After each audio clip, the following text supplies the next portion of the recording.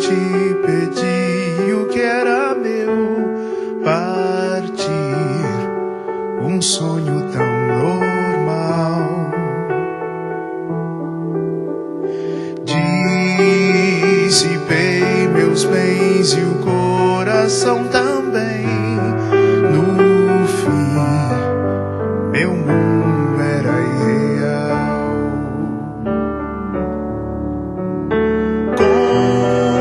Confiei no teu amor e voltei. Sim, aqui é meu lugar. Eu gastei teus bens, ó Pai, e te dou este pranto em minhas mãos. 1000 amigos conheci, disseram adeus. Caiu a solidão em mim. Um patrão cruel levou-me a refletir. Meu pai não trata um servo assim.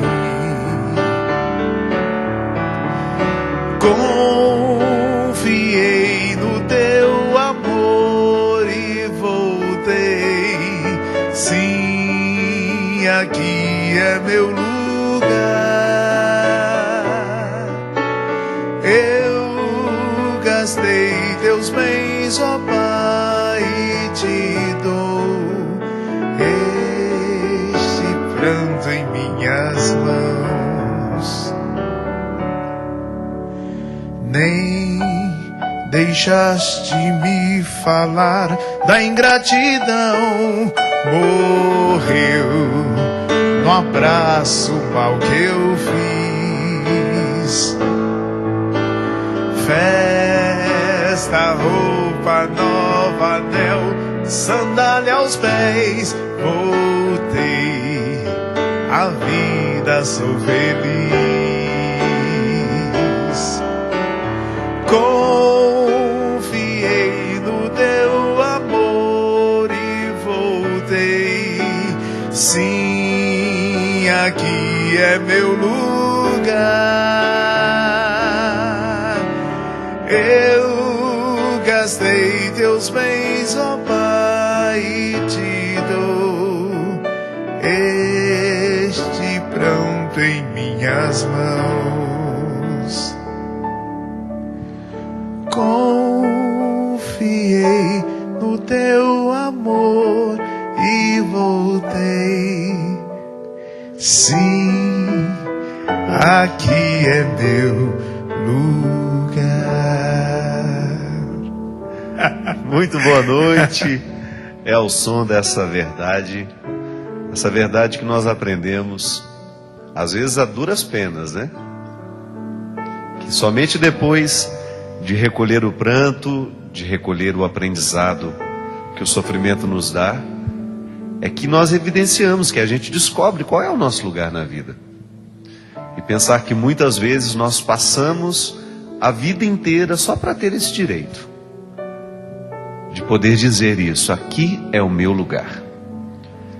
Eu acredito que esse conforto existencial, essa satisfação de você reconhecer que encontrou o seu lugar no mundo, ela passa o tempo todo pela experiência que nós fazemos de Deus, de nos dar condições de florescer cada vez mais a nossa humanidade, tudo aquilo que Ele nos deu como possibilidades e limites, e na conjugação de tudo isso, a gente encontrar essa tal realização humana que é tão necessária para a gente poder fazer a vida valer a pena.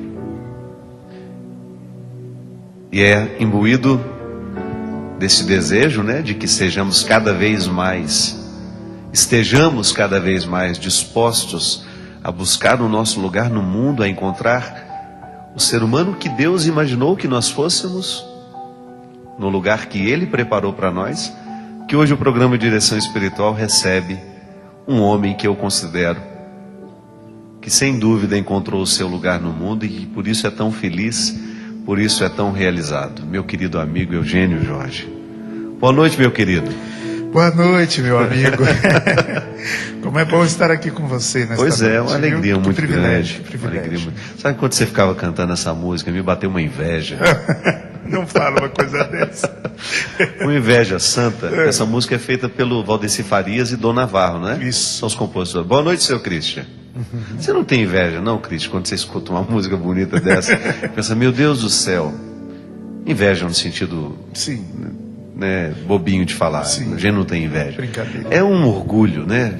Pensar que alguém um dia tocou de maneira tão sensível a parábola, pegou essa palavra de Jesus e transformou isso numa verdade sensível aos ouvidos, né? Porque às vezes a pessoa escuta a parábola, mas não é tocado como quando escuta uma canção como essa, não é, Como gente? essa. Que canção. A propósito, esta é a canção, diria, a canção da minha vida. Porque foi com esta canção que eu me converti. Você está brincando? Sério. Né? Foi por ela que eu me encontrei com Jesus. Sabe que eu era sambista, desfilava em escola de samba. Eu também. E gostava muito. Eu fazia carro alegórico. Desenhava projeto de carro alegórico. Meu Deus. Trabalhava no carnaval. Então, né? mas era do balacobaco. Balacobaco. Mas um dia, num belo dia de ensaio de escola de samba, que Você tocava na bateria? Eu tocava na bateria. Meu irmão era o presidente da escola de samba, né? Então a gente estava ali para ensaiar. Eu cheguei um pouco antes e, curiosamente, naquele dia os jovens estavam para ensaiar também para a missa de domingo na capela de São João Batista. Ficava de frente com o ensaio da escola de samba. E antes do ensaio da escola de samba começar, eu fui obrigado a ouvir esta canção em um ensaio. Não era um show, não era nem a missa propriamente dito, era só um ensaio. E naquele ensaio, ouvindo esta canção ao longe, eu fui alcançado pela graça de Deus e estou aqui hoje para contar essa história. Porque quando Deus quer alcançar alguém, Ele vai sempre além, né? E Ele foi além. E eu ouvi pela primeira vez essa canção e disse: aqui onde eu estou neste momento, enquanto eu estava na escola de samba, não é o meu lugar. Eu preciso encontrar o meu lugar. E ali surgiu uma sede maravilhosa de Deus.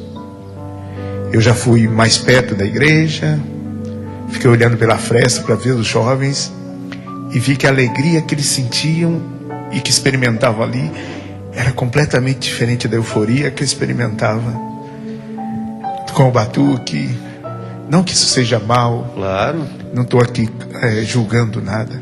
É que na verdade você... É que eu precisava de muito mais. Você reconhece que aquilo tinha um valor para você, mas você precisava de algo ainda mais profundo. De algo ainda mais profundo. É a palavra de Deus nos movendo só se troca para... um amor por um amor maior. Com certeza, isso mesmo. E eu encontrei um amor maior através dessa canção. Então eu sou assim, você continua admirando o samba, mas sabe que seu lugar é outro, com certeza, né? admiro o samba, respeito os meus irmãos sambistas, tem coisas lindas sendo compostas claro. Pelos sambistas, mas eu sou salmista, de sambista a salmista agora.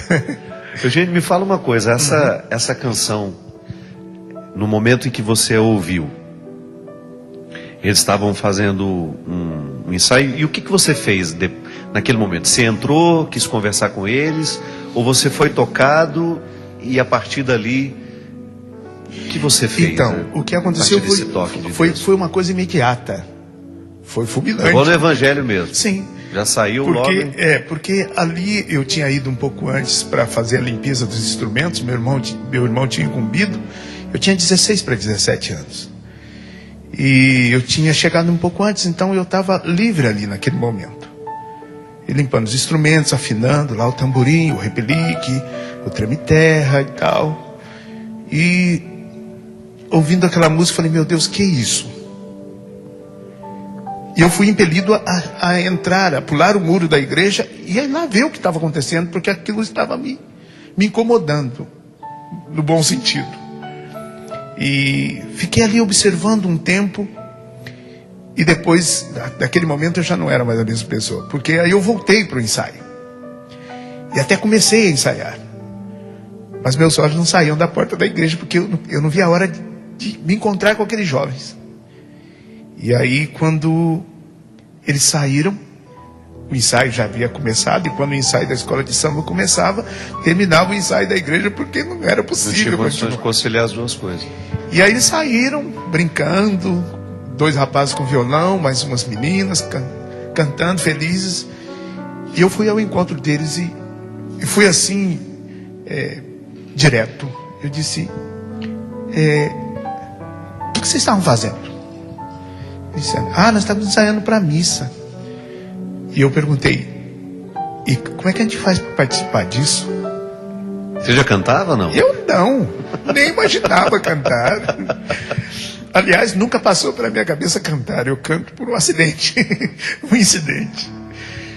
E assim eles me disseram, olha, vem na missa no domingo, porque tem um encontro, tem a comunidade de jovens depois da missa, se você quiser participar.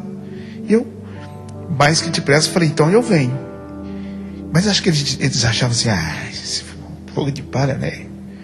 Eu não tinha muito boa fama, né? A gente gostava de jogar capoeira, era meio, né? Gostava de uma briguinha de vez em quando, então, tipo assim. Você usava droga também, não? Nunca usei droga, nunca usei bebida. Graças a Deus, encrenqueiro. fui preservado, mas a gente gostava de jogar capoeira porque era próprio de nós, né? E quando eles me viram, já tinha uma certa fama, acho que pensaram, não sei, bem na missa, tipo assim. Mas a capoeira também tinha nada de errado, não. O problema era a briga que você arrumava depois da... a briga, é porque a gente usava capoeira para brigar, né? Claro, entendi. E a gente tinha as ganguezinhas, né? Aquela turma, aquele grupinho que saía no final de semana, mas aí eu no domingo, era uma quinta-feira, e de quinta a domingo eu não dormia nem direito, pensando no domingo eu ir na missa, coisa que eu não gostava, né? Eu fugia da missa. E tinha feito primeira comunhão, forçado com a minha mãe e tudo, mas não queria ir na missa. Mas naquele dia, a missa começava às 8 da manhã. Quando foi 7 horas, eu já fiquei lá na porta da igreja, sentado na escadaria, esperando abrir a igreja.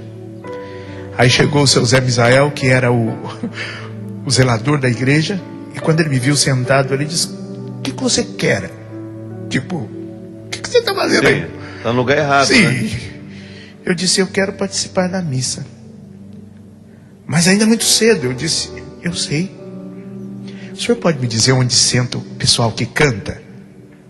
Ele disse, por quê? Não, por nada, eu só queria saber. Ele disse, é lá na frente, do lado esquerdo. Eu queria ficar bem perto, para me ouvir de novo aquela música. O que me interessava naquele dia era ouvir aquela música outra vez. Começou a missa, foi, até que chegou no ofertório, e eu sentado no cantinho, encostado na parede para não atrapalhar ninguém. Quando eu comecei a ouvir aquela música de novo, eu disse, aqui é meu lugar mesmo. Bom, terminada a missa, começou o grupo de jovens, eu já fiquei ali, e já não fui mais no carnaval, já a partir daquele domingo.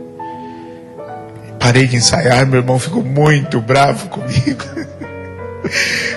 E dizia, você está ficando louco? Eu disse, eu não sei também, eu só sei que eu não quero mais, não dá. E entrei de cabeça na comunidade de jovens. E foi tão forte a minha experiência, padre, que 6 meses depois eu já era um dos coordenadores da comunidade. Maravilha, né, Eugênio? E eu me apaixonei. Você tinha pressa com você, tinha né? Tinha pressa. E aí comecei a ler a palavra de Deus e a entender, e já me expressar, já falar da palavra de Deus de um modo que as pessoas gostavam de ouvir, e assim foi. De repente eu estava cantando. Isso foi em 79, e em 82 eu compus minha primeira canção. Qual foi a primeira?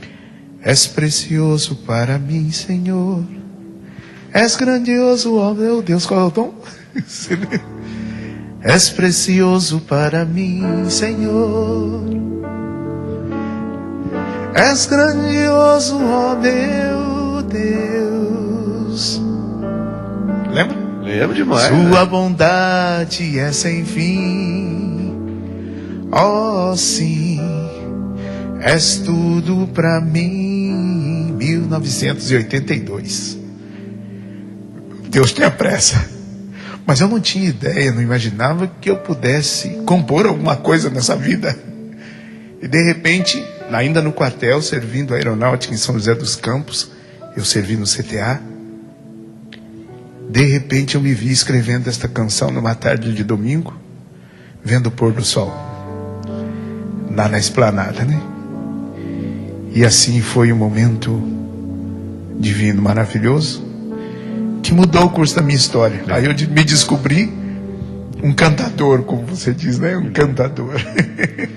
Encantado pelo céu, começou a ajudar a cantar, né? É verdade. Cantar e encantar. Cantar. Eu acredito que a mística do cantor religioso, eu sempre digo isso, muitas vezes as pessoas vêm, ô padre, o que eu tenho que fazer? Eu gostaria de gravar um disco, gostaria disso, daquilo. Meu filho, primeira coisa, as pessoas precisam ouvir Deus em nós quando nós cantamos.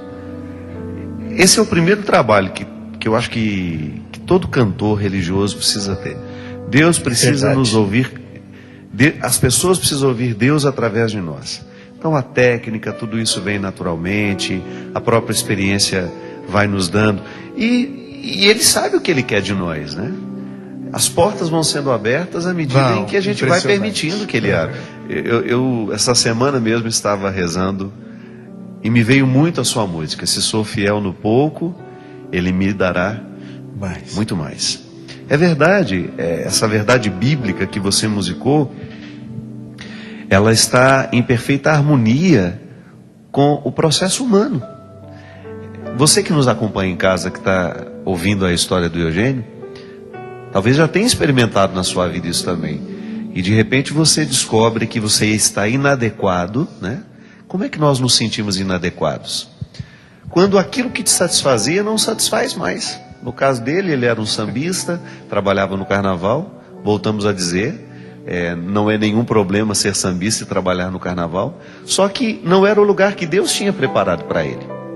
Mas por outro lado, o carnaval, o samba, foi absolutamente necessário para que o Eugênio fosse o homem que ele é hoje. Não é verdade, Eugênio? Você aprendeu muita coisa lá. Aprendi.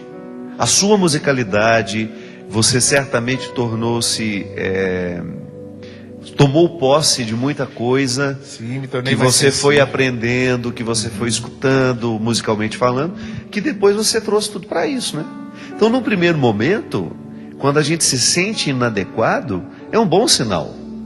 É o que o Padre Zezinho chama de maneira tão sábia de paz inquieta, né? Paz inquieta. Nós nunca podemos ficar satisfeitos com o que já alcançamos. Uhum. E à medida em que a gente assume aquela inadequação e pensa sobre ela com sabedoria, a gente pode dar passos na direção desse lugar que Deus preparou para cada um de nós. Eugênio, me fala uma coisa, você certamente não tinha a menor ideia do que Deus faria com o seu ministério, né? O primeiro LP foi quando mesmo? 1989. 89? 89, quando nasceu meu primeiro filho, Vinícius. Nasceram juntos então.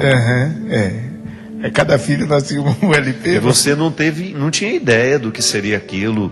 Porque veja bem, o Eugênio, talvez você não saiba, mas o Eugênio abriu um novo tempo para a música católica religiosa católica.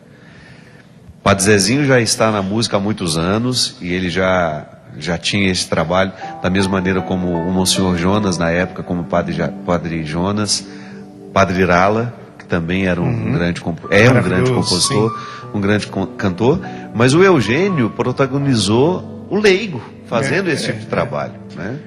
Você foi um dos primeiros grupos católicos a gravar um LP. Que teve essa coragem de fazer um LP. Foi impressionante isso, porque na época ninguém acreditava que nós jovens fôssemos capazes de fazer alguma coisa boa. Era tipo aquela pergunta assim, pode vir alguma coisa boa de Nazaré? Eu acho que a única iniciativa que tinha assim, de leigos cantando era o LP do Padre Zezinho, né, chamado Reviravolta, em que ele não canta, são músicas dele, todas elas cantadas por jovens. Muito embora o Padre Zezinho sempre teve essa preocupação de colocar a juventude participando do seu trabalho. Mas você foi um dos primeiros protagonistas a pôr dessa essa história. cara na estrada. Sem dúvida. E sobretudo essa música louvor, essa música povão, né? Que o povo canta. Já trabalhando com o Padre Jonas, nos rebanhões da vida, né? No Cruzeiro. As músicas foram surgindo, minhas, do Grupo Mensagem, na época, Grupo Mensagem 2000. E aí nós fomos ousados, com a ajuda do Heraldo, inclusive um grande abraço ao Heraldo, que ousou nos convidar para gravar um LP. E nós tínhamos a intenção de gravar uma fitinha cassete. Mas como ele tinha inaugurado o Community Studio, eu lembro. Ele disse, não, nós vamos gravar um LP. Vocês vão gravar um LP. Eu disse, Heraldo, mas nós não temos condições. Ele disse, não, nós damos um jeito. Aí, padre, eu me lembro como se fosse hoje, coitadinho do Heraldo. Ele aceitou como pagamento, dos 1000 LPs que nós gravamos, 300 LPs. Entendi. Ele ficaria com 300, 30%. Para ele vender. Mas, pobrezinho, não vendeu. Não o Heraldo deve ter LP até hoje, Sim. então. Não, a verdade foi que eu voltei lá e peguei os LPs dele para vender, porque a gente levava... Porque eu imagino a surpresa das pessoas, né? Ninguém acreditava que ele pudesse ser bom, né? Ninguém acreditava. E assim, quem comprava o nosso LP, nós tínhamos um livro de ouro. Por Deus! As pessoas compravam e assinavam o livro. Tipo assim, comprei o LP do Grupo Mensagem. E aquilo era uma honra, né? Olha, se você comprar o nosso LP, você assina no disco de ouro. E muitas pessoas assinaram o disco de ouro. E assim nós fomos desbravando. O primeiro LP, Nosso Canto, Nossa Vida, que tinha a música Hoje o Mundo Oferece Caminho Demais, entre outras canções, né? Que marcaram a vida de tanta gente. Mas assim, não decolou, não. Foi difícil. Porque, de fato, ninguém acreditava que a gente pudesse fazer outro tempo coisa também, né? Aí, passado alguns anos, ousamos gravar o Faço Novas Todas as Coisas. O LP Faço Novas Todas as Coisas. Aquela capa que tinha a borboleta, né? Me lembro. Metamorfose da borboleta, aquela coisa toda. E aí, do Faço Novas Todas as Coisas, foi gravado também Ninguém Te Ama Como Eu. Singela, doce e pura. Só musicão. Só músicas que, assim, impactaram o Brasil. E aí sim, aí a música explodiu. Os LPs começaram a ser vendidos. E o que foi mais lindo... As pessoas começaram a acreditar naquele novo tipo de música que estava E sendo os jovens produzido. começaram a acreditar que eles também podiam fazer. E aí foi lindo, aí explodiu, aí começou a surgir outros cantando, outros jovens e outros grupos, e veio Vida Reluz, Banda Canção Nova, foi vindo tantos outros, Cristo Atividade, que também era protagonista, né, de uma música diferente, o rock e tal, e assim as coisas foram acontecendo. Lembra do grupo Agnus Dei? Agnus Dei. Que fez também muitos trabalhos assim, era uma música didática, para as pessoas aprenderem, cantarem nos grupos de oração. A Comunidade Recado. Comunidade também, Recado, meu Deus, eu me lembro. Você sabe que o primeiro CD que eu tive na minha vida foi o Mensagem 2000? Foi mesmo? Foi. Aquele da capinha branca, sim, né? sim. Escrito de rosa, nós né? também fomos os primeiros a transformar o LP em CD. Foi o primeiro CD que eu Quando tive na minha ainda não vida. existia. Padre Léo me deu. Eu me lembro direitinho. O Padre Léo chegou. Ele era muito amigo da gente já. Morava lá em Brusque. Frater Léo na época. Ele falou assim, ó, olha, tem uma música aqui que você precisa aprender a cantar. É mesmo? Aí me mostrou. Mas eu não tenho nem onde ouvir, que é isso? Eu falei, não, eu já comprei um aparelhinho pra gente poder ouvir. Sim. Era um aparelho de CD. Era novo, era completamente uma novo. novidade. Um aparelho de CD que quase que ninguém tinha. Não, a gente quase que colocava no andor e saía em procissão pela rua. Para mostrar a raridade do produto. Mas foi assim, a história foi... Eu me lembro que ele tinha um celular que era do tamanho dessa Nossa Senhora.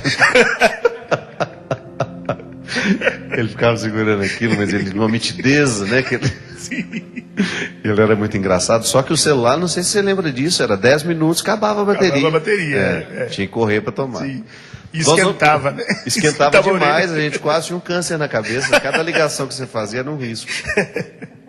Nós vamos para um rápido intervalo e a gente continua essa conversa agradabilíssima com meu querido amigo Eugênio Jorge, hoje aqui no Direção Espiritual, falando sobre esse tempo tão especial na vida dele, que é o lançamento desse CD, que depois nós vamos falar, mas sobretudo nos contando o que fez, o que Deus realizou na vida dele até que esse CD pudesse acontecer.